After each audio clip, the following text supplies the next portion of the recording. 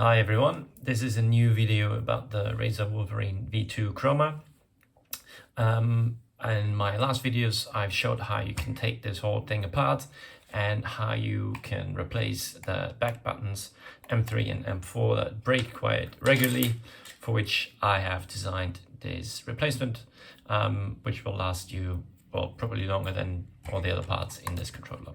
However, there was one thing that comes back every time about this controller, which are the ergonomics of the back button, or rather the placement of the back buttons. A preference for a lot of people seems to be the Elite layout with paddles that go to the sides like this. The Fusion controllers have had a similar design. They have now integrated button design in the latest model, but I think the Razor Wolverine V2 Chroma overall, from all of its specs, is still superior. The 2 additional buttons here in the front, which you don't need for all games, but some games I really like them and don't want to miss them anymore. So this button design initially has put me off as well, and I didn't really know how I was gonna like it. But it turns out for me, and I have relatively large hands, if I just turn it around, the fingers sit quite well on them and it feels relatively natural. I've adjusted to it quite well. I have all my fingers on there the whole time when I'm playing, so I'm not someone who plays like this and then just goes in and out like that. So I have fixed fingers on it and I use them in every game, I think. However, when I naturally grab around the controller, it's going to be tricky showing it around, my fingers sit somewhere else.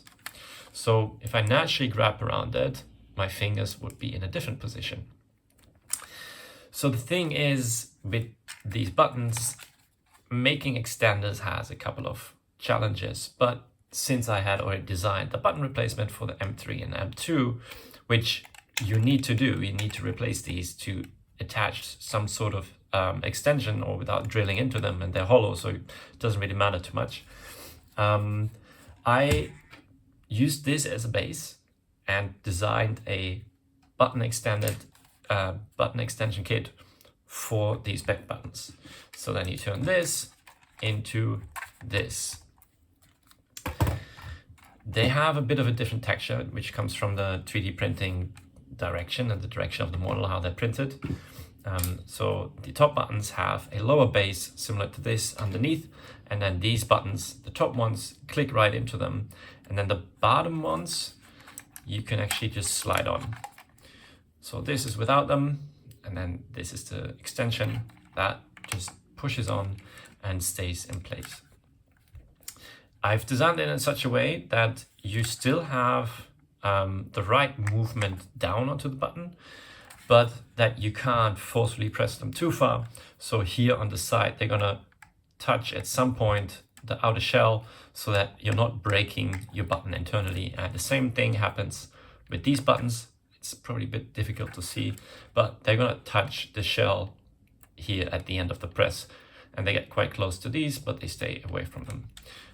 So this way, if I now hold my hands on them, that's going to be tricky to show again, my fingers are more sitting like this, and that feels a whole lot more natural. So this is my old controller, and I got a replacement, and I used to be playing, like I used to always play with the new one, but since I designed and tested these ones, I'm only using this one. So the new one is actually now sitting on the shelf, because this button design honestly feels so much nicer. I didn't really realize what I was missing when I was playing with the old button design, and to be honest, I still can, but I've just noticed that playing longer, this design just feels so much more natural. And especially when you start clutching up, it's like a hectic moment, I have a lot less mispresses all around because I'm not clamping onto the controller as much, if that makes sense. So with this design, this little extension for both buttons, it gives me a little bit more of an ergonomic feel. Of course, the sounds are going to be a bit different. This is the old buttons. And then this one is with the button replacement, because you have to imagine underneath is basically this design.